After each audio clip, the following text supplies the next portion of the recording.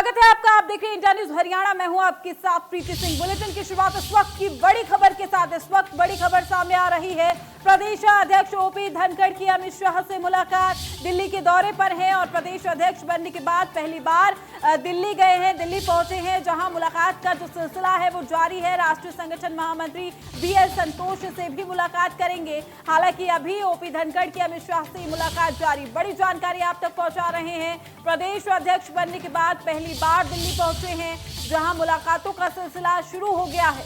बड़ी खबर आपको बता रहे हैं। कल ही अपना पदभार ग्रहण किया है, संभाला है और आज दिल्ली के दौरे पर प्रदेश अध्यक्ष बनने के बाद पहली बार पहुंचे दिल्ली। बड़ी जानकारी आप तक पहुंचा दें। राष्ट्रीय संगठन महामंत्री बीएल संतोष से भी मुलाकात करेंगे। प्रदेश अध्यक्ष ओपी धनखड़ की अमित शाह से मुलाकात। तो बड़ी जानकारी आप तक दिल्ली से पहुंचा रहे हैं, जहां मुलाकात का सिलसिला शुरू हो गया है। दिल्ली के दौरे पर हैं प्रदेश अध्यक्ष ओपी धनखड़। अमित शाह से उनकी मुलाकात जारी है। आपको बता दें कि और भी कई केंद्रीय मंत्रियों से मुलाकात करेंगे।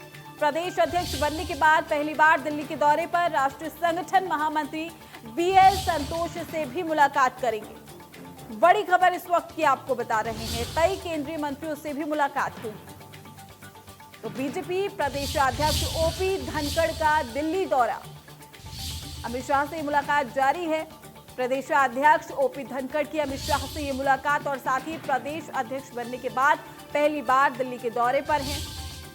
राष्ट्रीय संगठन महामंत्री बीएल संतोष से भी मुलाकात की। ये तमाम जानकारी के साथ हमारे संवाददाता दीपक हमारे साथ जुड़ चुके हैं। दीपक, क्या कुछ जानकारी? जी बिल्कुल, भाजपा के प्रदेश अध्यक्ष ओम प्रकाश धनखड़ आज दिल्ली पहुंचे, जहां उन्होंने देश के गृह मंत्री अमित शाह से मुलाकात करी है। अमित शाह से मुलाकात के बाद उन्होंने बीएल संतोष, जो कि भारतीय जनता पार्टी के राष्ट्रीय संगठन महामंत्री हैं, उनसे भी मुलाकात करी है। और ये मुलाकात अगर हम बात करें तो क्योंकि ओम प्रकाश धनखड़ ने एक दिन पहले ही रोहतक में अपने जो कार्यभार है ये संभाला है और उसके बाद आज वो दिल्ली पहुंचे, जहाँ उन्होंने विभिन्न नेताओं से मुलाकात कर रहे हैं। हालांकि आज अगर बात करें तो जेपी नड्डा से भी मुलाकात वो कर सकते हैं, लेकिन फिलहाल जो उन्होंने अमित शाह से जो मुलाकात करी उसको लेकर के हालांकि उनका कहना है कि कट्टी ये मुलाकात थी। और ये मुलाकात कितनी अहम थी, अमित शाह ने भी इसको लेकर के एक ट्वीट किया और अमित शाह ने भी, गृह मंत्री ने भी ट्वीट के माध्यम से ओम प्रकाश धनखड़ को नई जिम्मेदारी के लिए शुभकामनाएं दी हैं। जी बिल्कुल दीपक, और हम देख रहे हैं कि जब से ही उन्होंने अपना कार्यभार संभाला है, एक्शन मूड में वो दिखाई दे रहे हैं और इसी कड़ी में वो दिल्ली भी पहुंचे और मुलाकात का जो सिलसिला है वो शुरू हुआ। काफी ज्यादा उम्मीदें हैं, तो ऐसे में उन उम्मीदों पर खरा उतरने की भी पूरी कोशिश जारी है। जी बिल्कुल, क्योंकि जिस तरीके की परिस्थितियां प्रदेश के अंदर से गठबंधन की सरकार थी और ऐसे में पार्टी को एक मजबूत प्रदेश अध्यक्ष की आवश्यकता थी। इसको लेकर के अगर हम बात करते हैं ओम प्रकाश धनखड़, क्योंकि अगर बात की जाए तो संगठन में एक अच्छा अनुभव ओम प्रकाश धनखड़ का रहा है, सरकार का भी एक अच्छा अनुभव उनका रहा है, संगठन में विभिन्न पदों पे दायित्व रह चुके हैं और इसी का तमाम आते हुए देखते हुए प्रदेश अध्यक्ष की उन्हें जिम्मेदारी दी गई ओम प्रकाश धनखड़ को, जिसके बाद उन्होंने कल कार्यभार एक दिन पहले ही रोहतक में संभाला और आज दिल्ली पहुंचे हैं। पार्टी के नेताओं से मुलाकात कर रहे हैं और कई ऐसी, जिस तरीके से एक दिन पहले ओम प्रकाश धनखड़ ने प्रेस वार्ता के माध्यम से भी बताया कि किस तरीके से पार्टी की मजबूती को लेकर के अब उन्होंने रणनीति बनाई, ब्लॉक स्तर पे किस तरीके से पार्टी को मजबूत किया जाएगा, ये तमाम मुद्दे और पार्टी के नेताओं से आज मुलाकात करके उनसे भी इस मुद्दे को लेकर के चर्चा की गई है। जी बिल्कुल दीपक, शुक्रिया तमाम जानकारी देने के लिए आपका। तमाम अपडेट्स भी हम आपसे लेते रहेंगे। चलिए अब रुक करेंगे बड़ी खबर की ओर। सोनीपत में कामी इंडस्ट्रियल एरिया में लगी है भीषण आग। बड़ी जानकारी आप तक पहुंचा दें। भीषण आग का ये पूरा मामला सामने आया। गोविंद फार्म नाम की फैक्ट्री में आग लगी है। आग लगने के कारणों का फिलहाल खुलासा नहीं हो पाया है। आग पर काबू पाने की कोशिश लगातार जारी है। बड़ी खबर आपको बता रहे हैं। आग किन कारणों से लगी इसका खुलासा नहीं हुआ है। साथ ही उस दौरान की तस्वीरों से हम आपको रूबरू करा रहे हैं। सोनीपत की तस्वीरें हैं। आग का तांडव यहाँ पर देखने को मिला है। तस्वीरों के जरिए आप देख सकते हैं कि कितनी भीषण ये आग है। फिलहाल आग को बुझाने की पूरी कोशिश की जा रही है। इंडिया न्यूज हरियाणा की एक्सक्लूसिव तस्वीरों से हम आपको रूबरू करा रहे हैं। सोनीपत में आग का ये तांडव दिखाई दिया है। गोविंद फोर्स नाम की ये फैक्ट्री है जिसमें ये भीषण आग लगी है। हालांकि आग किन कारणों से लगी है इसका खुलासा नहीं हो पाया है, लेकिन तस्वीरें देखकर आप अंदाजा लगा सकते हैं कि कितनी भीषण ये आग होगी। कड़ी मशक्कत की जा रही है आग को बुझाने के लिए। तो सोनीपत में आग का तांडव दिखाई दे रहा है। तस्वीरें आप देखिए, काफी भीषण ये आग और ये आग फैलती जा रही है। दमकल को इसकी सूचना दी गई, आग को बुझाने की पूरी कोशिश जारी है। सोनीपत में कामी इंडस्ट्रियल एरिया में भीषण आग का पूरा मामला। चलिए अब रुक करेंगे, गुरुग्राम से बड़ी खबर सामने आ रही है। रजिस्ट्री में महा घोटाला देखने को मिला है। अवैध रूप से की गई करीब 1200 रजिस्ट्री। बड़ी जानकारी आप तक पहुंचा रहे हैं। महा घोटाला यहां पर देखने को मिला, तो अवैध रूप से तकरीबन 1200 रजिस्ट्री की गई है, ये जानकारी निकलकर सामने आ रही है। 7 तहसील में हुई है अवैध रजिस्ट्री। आरटीआई में इस बात का खुलासा हुआ है। तो बिना एनओसी की ये रजिस्ट्री की गई है। एक महा घोटाला, एक रजिस्ट्री के लिए 1 से 1.5 लाख रुपए भी लिए गए। आपको बता दें कि ये महा घोटाला सामने आया है, यानी कि कड़ी और भी लंबी हो सकती है। फिलहाल जांच जारी है, इसको लेकर बड़ी जानकारी आप तक पहुंचा रहे हैं। अवैध रूप से की गई करीब 1200 रजिस्ट्री, 7 तहसील में हुई है अवैध रजिस्ट्री। आरटीआई में भी इस पर बड़ा खुलासा किया गया है। तो गुरुग्राम में बिना एनओसी की ये रजिस्ट्री की गई है। फिलहाल रजिस्ट्री पर बैन है, लेकिन आपको बता दें कि एक महा घोटाला सामने आया है। जांच के दौरान बड़ी जानकारी आप तक पहुंचा रहे हैं। गुरुग्राम में रजिस्ट्री को लेकर ये महा घोटाला, बिना एनओसी के रजिस्ट्री की गई है। अवैध रूप से करीब 1200 रजिस्ट्रियां की गई हैं। तो बड़ी जानकारी आप तक पहुंचा रहे हैं। 7 तहसील में हुई है अवैध रजिस्ट्री। गुरुग्राम में बिना एनओसी की ये रजिस्ट्री की गई। तो एक रजिस्ट्री के लिए 1 से 1.5 लाख रुपए लिए गए और ये महा घोटाला सामने आया है।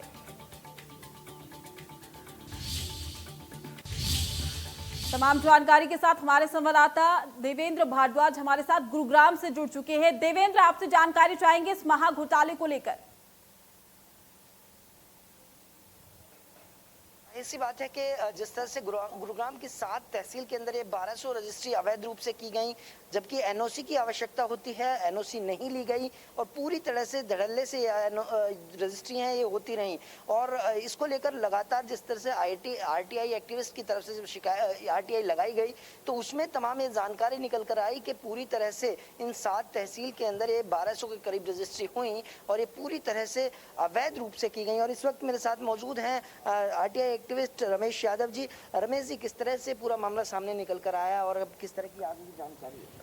सर, ये 14 अप्रैल को हरियाणा गवर्नमेंट ने राजस्व प्राप्त करने के लिए रजिस्ट्रियों पे खोला था कि रजिस्ट्रियां की जाए। 14 अप्रैल से और 21 अप्रैल तक पूरे गुड़गांव में एक भी रजिस्ट्री नहीं हुई, क्योंकि उस टाइम गवर्नमेंट ने सॉफ्टवेयर अपडेट किया था जिसमें एक कॉलम डाला था कि एनओसी नंबर डालोगे डीटीपी से लेके ताकि अवैध कॉलोनी ना चल सके तभी चलेगी। लेकिन 7 दिन बाद वो पता नहीं क्या सॉफ्टवेयर में गड़बड़ घोटाला किया और सॉफ्टवेयर में से वो कॉलम ही निकल गया। जो रजिस्ट्री पिछले 5, 6, 7 साल से भी नहीं हो रही थी, वहां धड़ल्ले से रजिस्ट्रियां की गई। और इस दौरान राजस्व के बहाने जितनी भी रजिस्ट्रियां की गई उसमें 90% केवल और केवल वो हैं जिनमें एनओसी रिक्वायर्ड थी और बिना एनओसी प्राप्त किए ली गई। तब हमें इसका संज्ञान आया तो हमने डीसी साहब को इसकी कंप्लेंट की। क्योंकि लॉकडाउन था, पर्सनल कंप्लेंट नहीं कर सकते, व्हाट्सएप पे की। डीसी साहब ने इंक्वायरी ऑर्डर की, मैसेज भेजा, इंक्वायरी ऑर्डर की है। चीफ सेक्रेटरी को भी हमने लिखा, उन्होंने यहाँ पे सारी रजिस्ट्रियां और जमाबंदी की कॉपियां मांगी। उसके बाद भी लगातार, क्योंकि पर रजिस्ट्री पे यहाँ 1 से 1.5 लाख रुपए रिश्वत ली जाती थी। एक तहसीलदार 20, 25, 30 रजिस्ट्रियां करता था, जो बहुत मोटे रकम लेके 25-30 लाख रुपए पर डे ले रहा था। तो बिल्कुल आंख बंद करके उसके बाद भी नहीं रुके। इंक्वायरी भी हो गई, उसमें सब कुछ हो गया, धड़ल्ले से चलता रहा। उसके बावजूद फिर से शिकायत की, उसके बाद डीसी साहब को भी शिकायत की गई। तब अब हरियाणा गवर्नमेंट के जब बाकस में ही नहीं रहा कि ये तो बिल्कुल आउट ऑफ कंट्रोल हो गए, क्योंकि इनको नौकरी का डर नहीं है। जो अगर 20 रजिस्ट्री भी एक तहसीलदार कर रहा है तो 30 लाख रुपए एक दिन में लेके जाता है, जो कि उसके 1 साल में नहीं कमा सकता। तो यहाँ आने के बाद उनको, और फिर उसके बाद उनके ऊपर कोई एक्शन तो है नहीं। ज्यादा से ज्यादा है भी एक तहसीलदार को यहाँ से ट्रांसफर किया है, ज्यादा से ज्यादा करेंगे, किसी की पावर छीन लेंगे। पर लेकिन पावर भी कितनों की छीनेंगे? एक नहीं है, 2, 4, 5, 10। क्या टोकन जो सिस्टम है, टोकन सिस्टम के बाद भी इस तरह से अवैध रूप से रजिस्ट्री की जा रही है बिना एनओसी के? क्योंकि डीटीपी से एनओसी लेना अनिवार्य है। सर, डीटीपी से अनिवार्य है, कानून कहता है, पर ना ले क्या करेंगे? बताओ, वो कर रहे हैं। जबकि 2012 में हाई कोर्ट ने और एक केस में डायरेक्शन दी थी, हरियाणा गवर्नमेंट ने भी चिट्ठी दी थी, वो चिट्ठी की कॉपी भी है जिसमें उन्होंने पूरा लिखा है कि जो भी सब रजिस्ट्रार, जो भी तहसीलदार है जो इस तरह की अवैध रजिस्ट्री करेगा उसके अगेंस्ट क्रिमिनल एक्शन होगा। लेकिन गवर्नमेंट आज तक तो किसी के ऊपर किया नहीं है। दूसरी चीज मैं बिल्कुल स्पष्ट बताऊं, अभी क्योंकि हरियाणा गवर्नमेंट ने रजिस्ट्रियां रोकी है, बहुत बड़ा घोटाला सामने आया, तो 4 दिन इसकी हवा है थोड़ी सी गर्म रहेगी। 5वें दिन इन्हीं भ्रष्टाचार के पैसों से इन इंक्वायरियों को इनको सबको दबा दिया जाएगा। मैं गारंटी से एफिडेविट पे लिख के दे सकता हूं कि इन किसी भी तहसीलदार के अगेंस्ट में कोई भी एक्शन नहीं होगा और ये भ्रष्टाचार का पैसा ऊपर तक पहुंच जाएगा, केवल उसके एवज में आगे कोई इंक्वायरी इन पे नहीं होगी। सरकार तो दावा करती है कि भ्रष्टाचार रुक गया है और अब जिस तरह से मामला आया, कहीं ना कहीं सरकार ने एक कदम भी उठाया कि रजिस्ट्रियों को फिलहाल बैन कर दिया है। सर बैन कर दिया है, बैन करने का मैं आपको असली कारण बताऊं कि पैसा है, केवल ये बहुत एकदम आया था और ये तहसील लेवल पे तहसीलदारों तक ही था, ऊपर तक इसकी पहुंच नहीं हो रही थी, उसकी वजह से हुआ है। और फिर किस तरह का मारामारी और माहौल बन गया था कि भाई कोई भी जाओ रजिस्ट्री करवा लो, कोई भी जाओ रजिस्ट्री करवा लो, तो उस भयंकर माहौल को रोकने के लिए रजिस्ट्रियां बंद की गई है।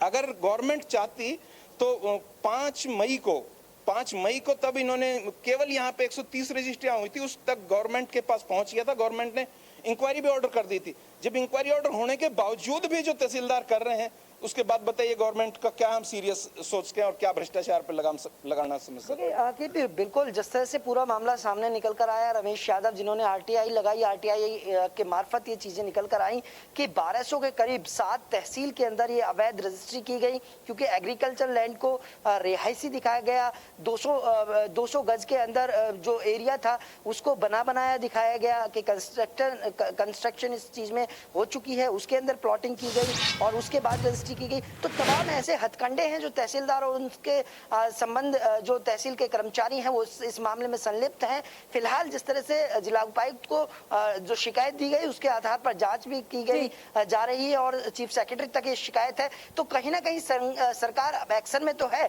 लेकिन एक्शन के साथ साथ कार्रवाई भी करनी जरूरी होगी, क्योंकि इससे पहले भी इस तरह के मामले सामने निकल कर आए, लेकिन किसी तरह की कोई सख्त कार्रवाई न होने के कारण ये सब अधिकारी हो या कर्मचारी हो बच निकलते हैं। तो फिलहाल कोशिश जिस तरह की आरटीआई एक्टिविस्ट की तरफ से जो शिकायत लगाई गई है उस शिकायत पर कार्रवाई होगी तो निश्चित तौर पर कहीं ना कहीं इस पर अंकुश लग सकता है। बिल्कुल देवेंद्र, हर पहलू पर जांच करनी होगी। शुक्रिया आपका तमाम जानकारी देने के लिए, तमाम अपडेट्स भी हम आपसे लेते रहेंगे। वहीं रुक करेंगे, कांग्रेस के पूर्व प्रदेश अध्यक्ष अशोक तंवर की मांग सामने आई है। आपको बता दें कि रजिस्ट्री घोटाले को लेकर निष्पक्ष जांच हो, ऐसा अशोक तंवर का कहना है। तो निष्पक्ष जांच हुई तो बड़े बड़े लोगों के नाम सामने आ जाएंगे।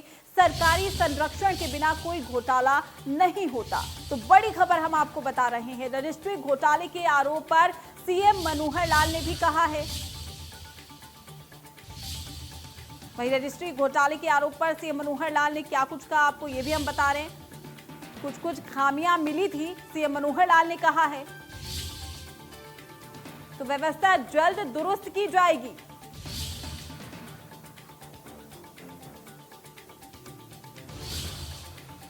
तो बड़ी खबर हम आपको बता दें, हरियाणा में 17 अगस्त तक रजिस्ट्री पर बैन है, ये जानकारी निकलकर सामने आई। हालांकि रजिस्ट्री घोटाले के आरोप पर सीएम मनोहर लाल ने कहा है कि कुछ खामियां थी, कुछ कमियां थी, ये भी उन्होंने स्वीकार किया है। तो बड़ी खबर हम आपको बता रहे, व्यवस्था जल्द ही दुरुस्त की जाएगी। तो जो खामियां थी, जो कमियां थी, उन्हें दूर किया जाएगा। कुछ दिनों के लिए प्रतिबंध लगाया गया है ताकि जो तमाम खामियां हैं, कमियां हैं, उन्हें दूर किया जा सके। तो 17 अगस्त तक हरियाणा में रजिस्ट्री पर रोक है और इसी के चलते आपको बता दें, जिस तरीके से अब महाघोटाले की खबर भी सामने आई है और ऐसे में रजिस्ट्री घोटाले के आरोप पर सीएम मनोहर लाल ने कह दिया है कि कुछ खामियां थी लेकिन उन्हें दूर किया जाएगा। वैसे मनोहर लाल का क्या कुछ कहना है, आप भी सुनिए।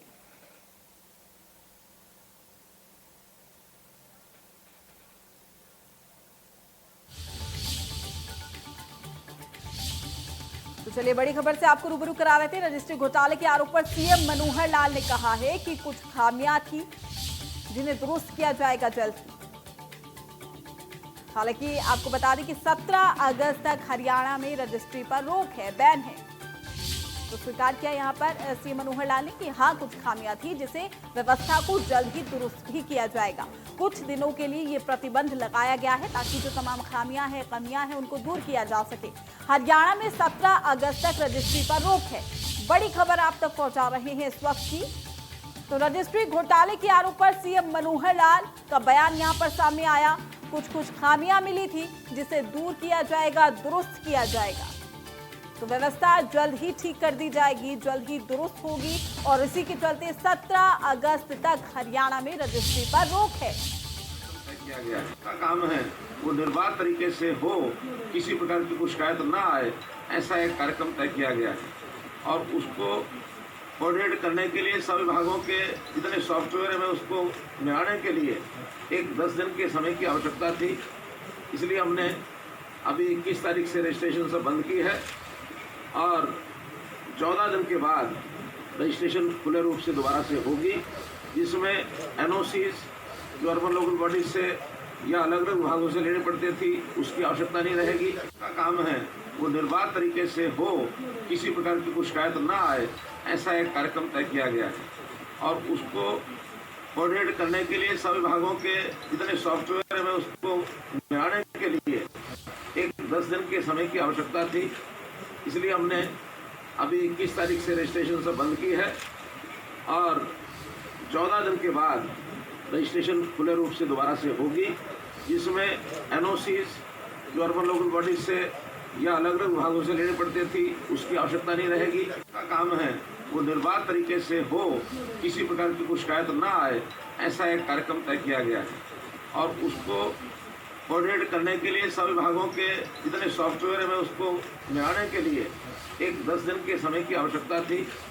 इसलिए हमने अभी 21 तारीख से रजिस्ट्रेशन सब बंद की है और 14 दिन के बाद रजिस्ट्रेशन खुले रूप से दोबारा से होगी, जिसमें एनओसीज जो अर्बन लोकल बॉडीज से या अलग अलग विभागों से लेनी पड़ती थी उसकी आवश्यकता नहीं रहेगी। का काम है वो निर्बाध तरीके से हो, किसी प्रकार की कोई शिकायत ना आए, ऐसा एक कार्यक्रम तय किया गया है। और उसको तो सीएम का कहना था कि जल्दी व्यवस्था को दुरुस्त किया जाएगा। खबरों में आगे बढ़ते हैं और कांग्रेस के पूर्व प्रदेशाध्यक्ष अशोक तंवर की भी मांग सामने आई है। रजिस्ट्री घोटाले की निष्पक्ष जांच हो। अशोक तंवर ने साफ शब्दों में कहा है कि निष्पक्ष जांच हुई तो बड़े बड़े लोगों के नाम सामने आएंगे। सरकारी संरक्षण के बिना कोई घोटाला नहीं होता।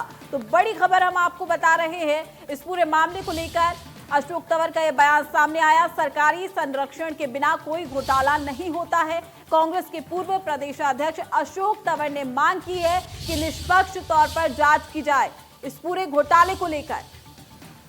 तो कांग्रेस के पूर्व प्रदेशाध्यक्ष अशोक तंवर की मांग, रजिस्ट्री घोटाले की निष्पक्ष जांच हो और सरकारी संरक्षण के बिना कोई घोटाला नहीं होता। तो बड़ी खबर हम आपको बता रहे हैं। अब इसको लेकर सियासत भी कहा जा सकता है कि गर्मा गई है, तेज हो गई। ये लोगों का ये मानना है कि पिछले 6 वर्ष के अंदर जब से भारतीय जनता पार्टी की सरकार इस हरियाणा के अंदर आई, जो रजिस्ट्रियां हैं, अवैध कॉलोनियां हैं और दूसरे हैं, घोटाले पे घोटाले होते जा रहे हैं। जितनी अवैध कॉलोनियां पिछले 10 साल में कटी हैं हरियाणा के अंदर, ख़ास तौर से 6 साल के अंदर, वो करीबन पहले के मुकाबले कई गुना ज़्यादा है। और ये तो पता नहीं कितने हज़ार करोड़ का घोटाला निकलेगा, ये तो अभी पता चला है। जब इसकी गहनता के साथ जांच होगी और तथ्य सामने आएंगे और जो ये संरक्षण है ये खुद भारतीय जनता पार्टी के नेता ही कर रहे हैं सारे, या तो उनके जिलाध्यक्ष इसमें लिप्त हैं या एमएलए हैं या हारे हुए उम्मीदवार हैं। पूरे हरियाणा में देख लो कहीं भी, और ये यही है, वहाँ कोई सुविधाएं नहीं है। अब यहाँ देखो आप क्या हाल है, इसकी तरफ आप घुमा करके देखोगे, गरीब मजदूर आदमी, उनके तो और कोई विकल्प है नहीं।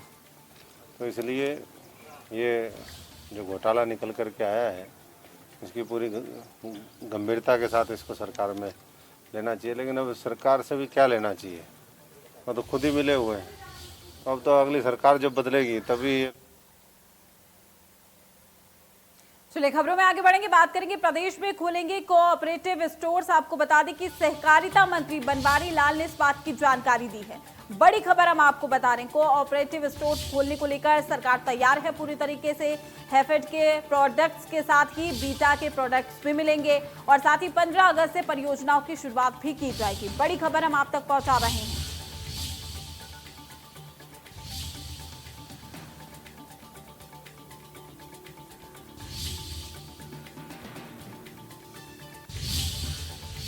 तो सहकारिता मंत्री का क्या कुछ कहना है, आप भी सुनिए।